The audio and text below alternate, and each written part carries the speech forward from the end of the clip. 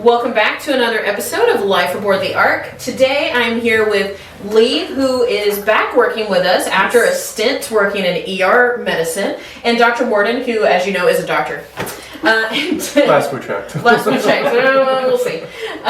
Today we are going to be talking about some hot weather safety for your pets, and while we do that, we are going to suffer through some heat with some hot sauce, which brought to you by Galliprant, who sent us Aches and Flames, which is for osteoarthritis specifically. Don't give hot sauce to your animals. Please don't. Please don't. So we have some hot wings to eat while we discuss some heat safety. So I think the big thing that we really want to start with here is what are the consequences of heat stroke in animals? Yeah. And then we can kind of talk about how to prevent these things. Yeah, and the big thing, obviously we're going into a North Carolina summer. It's mid-80s outside today. A lot of, to us, this is probably comfortable weather. I know some people hate the 80s. I love it. I like it hot outside. You hate the 80s. Some people do. Yeah. So this is still technically hot enough for some dogs to get signs of heat stroke. It depends a lot on, are they just outside for a few minutes? Are you keeping them outside? Are they in direct sunlight? Are they running around? Are they doing all of these things that are going to potentially, tip them in that direction? Unfortunately, all of our flatter-faced brachycephalic breeds, things like Frenchies, Bostons, English Bulldogs, are more prone to signs of heat stroke or heat stress. In cooler weather. Yeah, even in cooler weather. And it's because dogs don't sweat like we do to keep cool. They don't have that evaporative heat loss. They have to pant to do it, and their respiratory tracts are compromised to a degree. I think that's a nice way to say it. Yeah. I was trying not to be too mean, but they can't pant and they can't breathe like other dogs do, and once they start getting to that point of breathing heavily, breathing more, panting, whatever, it puts even more stress on their bodies and tips them a little bit faster than other dogs. Mm-hmm. Your pets also run warmer than you do. Yep, normal dog temperatures are 101-ish to, depending on how excited they are, up to 103.5. So they're already hot too, and we got to keep that in mind. The big things really that we do see for really early signs are panting, and they're a little more lethargic. They just want to plop down and cool off. When we notice that, we bring them inside. We let them drink some water. We don't want them to drink too much. Water poisoning is a real thing. Yep, and no ice in the water. Yep, and we let them kind of just cool off slowly and naturally, and we're good to go. As things get worse, their heart rate's going to increase. They're going to pant heavier. We can see things like weakness and collapse. Really severe cases, they will die. It's not anything to laugh at. We had, I think that was last year, we had a dog come in and its core body temp was 107, which is way too hot. We worry about when they get that high, even if they're not dying or anything yet, they can start having seizures when they get really bad. So it's organ scary death. stuff. Yeah. Those are the big things. And a lot of that is irreversible. Once you hit that point, there's not much that you, as you know, working in ER, there's not much that you can do at that point, which is really unfortunate. And same as with us, we don't want to cool off too quickly when we get hot, because that can make us sick as well, and it causes, we call it reperfusion injury, where it's just the way that our vessels change with those changing temperatures. It can cause issues as well. So, people are going to go on Google, they're going to see, put ice on your dog's belly, or soak their paws in alcohol so that evaporates. Doing that stuff can't cool them off too quickly, so it's a subtle art on how to do it correctly. Exactly. So, we're going to try this Aches and Flames Galliprant hot sauce, and then we're going to, I know, I love it. They did a great job. Habanero hot sauce. And then we'll go from there talking about some safety tips. Oh, you're going with the ranch, okay. I'm going to be the barbarian that just eats it whole, too. Not bad. That's good. Good hot sauce. It's really good. I don't know who they got to make this, but... Okay, so safety tips. I think that the first thing we want to talk about is paw safety, because everybody wants to be out. Everybody wants to be walking their dog right now. It is beautiful outside. Yeah. But air temps do not necessarily translate to the temperature of concrete or the temperature of asphalt. So right now, today, it's a nice 85-degree day, which means our concrete's 105 degrees, and our asphalt, which is black, is 130 degrees. And that will burn paw pads. pretty bad, actually. Yeah. Mm-hmm. And you know, if your dog has to momentarily step on the blacktop for whatever reason, fast is okay. You just don't want that prolonged contact. You know, same as I don't want to walk on that in bare feet. That's going to hurt like crap. I don't want to do it to my dogs either. Yeah. Just touching it will. Touching it will help. hurts. Yeah. Yeah. And that'll help you determine on whether or not it's too hot for your dog. Because if you can't stand it, then They your can't dog- stand it. Yeah. Just because their paw pads feel callous does not mean that they don't feel things there. You can get things like boots if you want to train your dog to walk in boots. Good luck with that. Yeah. Or the better option is to do early morning or in the evening once the sun has set a little bit and the asphalt and the concrete has had a chance to cool down. Yeah, and it's challenging sometimes. Like today it's nice and sunny. If it was cloudy, it's not going to be quite as hot on the asphalt, even if the air temps are hot. It's a little bit of common sense. You know, if the sun's been beaten down all day and then it rains at 3 o'clock, it's going to start to cool off, even if the sun comes back out. You got to play it, you know, by ear, and just, if it's super hot, maybe not a good idea. Touch the concrete, like Lee said. If it's too hot for you, it's too hot for them. Exactly. And then you have to remember, too, that we're shortening our walks. Even if it's early morning or later in the evening in the summer, it's still, especially on that day when it rains at 3 o'clock in the afternoon, you know, your short 5-minute shower, it's going to feel like walking through soup for the rest of the day. And that also is not... Lovely humidity. Yeah. Oh, God. Yeah, I think our baseline North Carolina humidity this time of year is, what, 70, 80? Something. Like that, yeah. And then after the rain is so much worse, and it's harder for them to breathe, especially our brachycephalics, like we were talking about earlier. So we want to make sure that we are taking care, that we are not overexerting our animals. Just because we can handle it doesn't mean that they can. Yeah. And you play it, you know, to how they want to do it too. A lot of dogs, you know, winter, they're going to go a couple of miles. Yeah. This time of year, they start panting. You're half a mile in. Go ahead, turn around. Don't try to push it. There's no reason in forcing them to go longer just because we know they can. Yeah. It's got to depend on how they're handling everything. Because, you know, that short coat dog, pit bull, whatever, might handle the hot better than the Akita does too. And that's... The Siberian Husky. Yeah, don't take your Huskies out in this weather. That's not a great option for them. We also want to make sure that we're giving plenty of fresh, clean water, even if they're spending the majority of the day indoors. The same way we have to drink more in the summer, they have to drink more in the summer. We're losing that water a lot quicker just because it's hotter outside. And hotter inside too, even with air conditioning. And then you want to make sure that we are doing our summer checkups, that they're healthy to do all of these things and to have this level of activity, especially if you take your dogs to the creek. So something to think about. They love the water. Something to think about with water, things like Giardia, which you're going to have more intestinal parasites this time of year, more fleas and ticks, more mosquitoes out. The mosquito is the state bird of North Carolina. So we're seeing increased heartworm disease, we're seeing increased fleas, increased ticks. So we want to make sure that we're on good preventions for these things and that we're looking out for them and that we're not getting Giardia. Yep. We don't want Giardia. And there's other stuff too. Like you take your dogs to the beach. Okay, great. The sand's going to be hot. Keep that in mind. Yes. It's salt water. Don't let them drink the salt water. You know, you're trapped on a boat at sea. You don't want to drink the ocean water. It dehydrates you quicker. Yep. Pool water, chlorine, or salt water, same stuff. We don't want those chemicals in our pets. Smaller, typically, bodies of water, ponds, stuff like that, blue-green algae, those can all cause issues.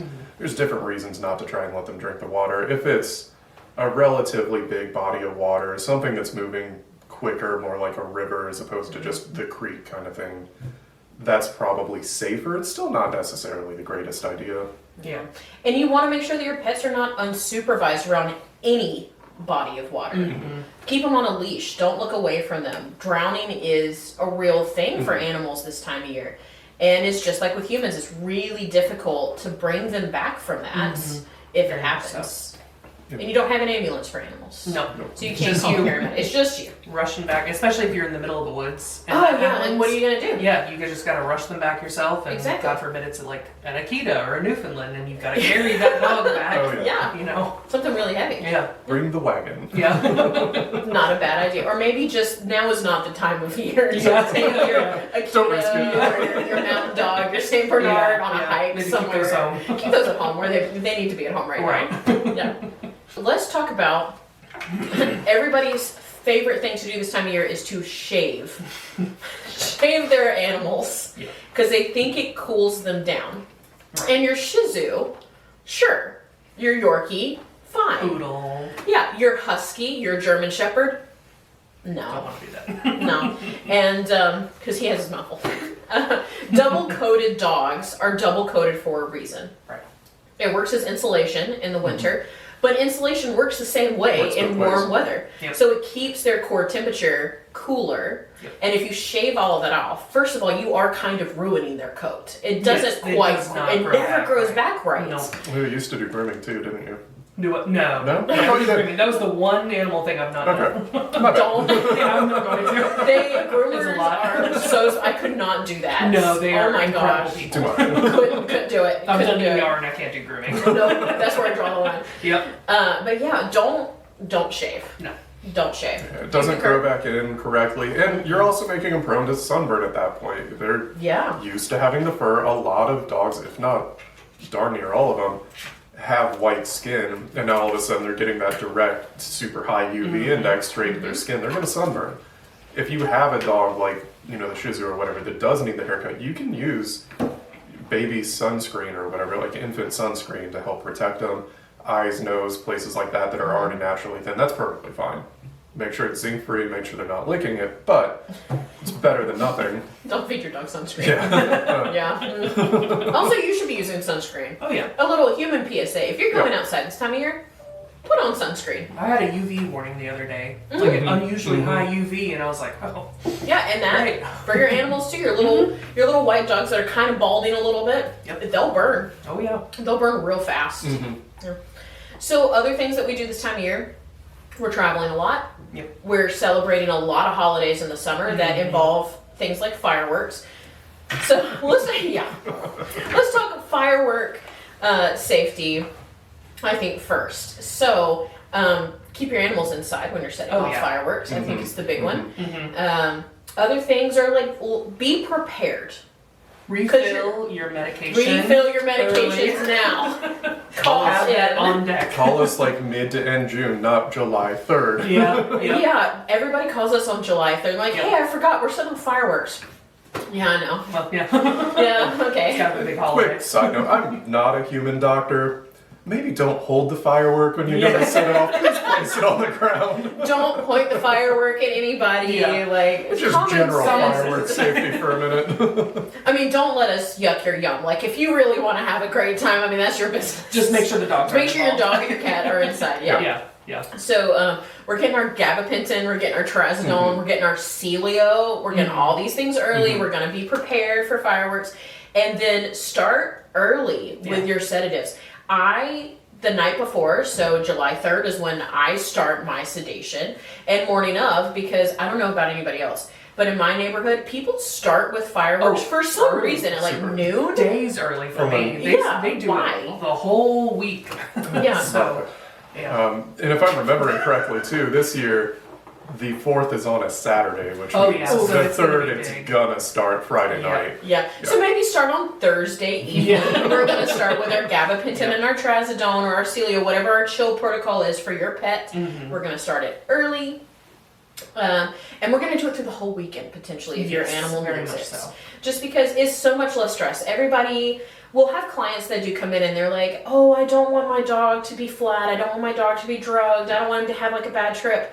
I promise you they prefer that. Because they don't know. They don't know. It's scary. Other than Fireworks are that, scary it's to just, them. you know, the cortisol levels are through the roof and it's stressing them out. It's doing a number on their body. Mm-hmm. And that's If going to they're- stress you out. Yes, Yeah. exactly. And And if it's- you're sedated, you You don't care. don't care. You're Yeah. like, whatever. And it's easier to pre-medicate Yes. than it is to try to catch up with that rising cortisol level. Yes. And I tell yes. people all the time, if your dog had a choice between taking a really good trazodone nap or suffering through the thunderstorm, the fireworks, whatever, they're going to pick the nap every time. Yeah. I think all of us Sleeping? would pick the trazodone Oh, yeah. nap. Yeah. I would like to have the trazodone Yeah. nap. Thank you. And Yeah. sleepy is okay, and we do our best on our end to try and balance it, find what works for your dog so that they're not, comatose. They're obviously not going to get that bad. We want you to still have your dog. We just don't want them jumping through the window because someone sets off a firework, and Which that happens. happens. It does And then happen. they go to the ER or They they're end up at the gone. shelter.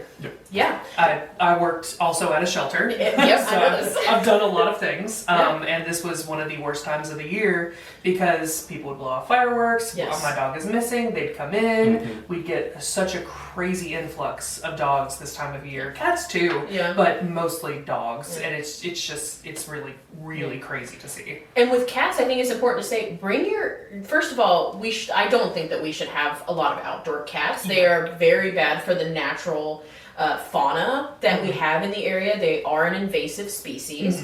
But definitely this time of year, if you are going to have an indoor outdoor cat the rest of the year, like I get it, I understand, but this time of year, they're indoor cats. Yep. For heat safety purposes, but also so they don't get scared and run off into the woods, or worse, what Traffic, actually or- happens is you run right into traffic and then they end up in the ER. Yep. Or they die, and that's really unfortunate.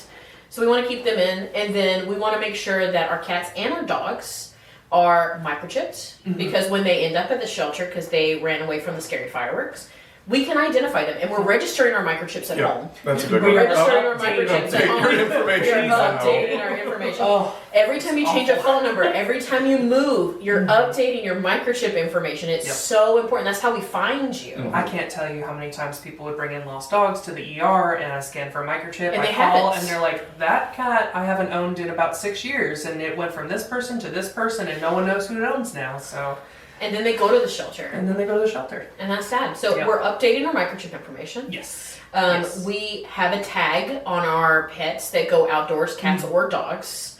Collar with a tag. We're keeping the rabies tag on our pets. Yes. Especially yes, in very much counties that require it, like Forsyth County. so. Mhm. You're putting your rabies tag on. And then I have air tags on my dogs. Yeah.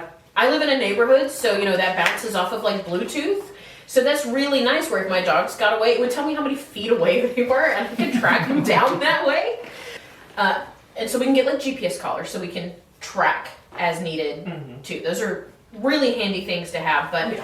I think that the big takeaways for heat safety are that, sorry, I can't take you seriously, are that we are, if you're listening and not watching, Warden did put the whole hot wing in his mouth with more hot sauce on it, so we'll see how that goes. We are microchipping our animals and updating our microchip information. We're keeping tags on our pets. Yep. We're bringing our outdoor cats inside. We are avoiding middle of the day walks and playtime and dog parks, things like that. We're providing an adequate amount of water, more than what we would normally provide. And we're testing pavement before we stick our feet on it. And at signs of heat stroke, we're calling our vet. Yes. Either if you come to us, if you go to another vet, doesn't matter. You're calling them if it's daytime or if it's nights and weekends. You're calling the ER. Better safe than sorry. We would rather spend, the ER prices are expensive for a reason. But you would rather spend that money and your dog be okay than not spend that money and something happen. Yeah. Which Yeah. also brings us back to make sure your pets are up to date on routine stuff, because if they've got a heart murmur that's leading to heart disease or heartworms or asthma or any of these things that change the way our bloodstream or our lungs function, that makes them a higher risk than Yep. the healthy, pit bull that's running around outside. Absolutely. All right. Well, guys, these are your tips for keeping your pets safe this time of year. You can give us a call anytime if you have questions about it, and we'll see you on the next episode.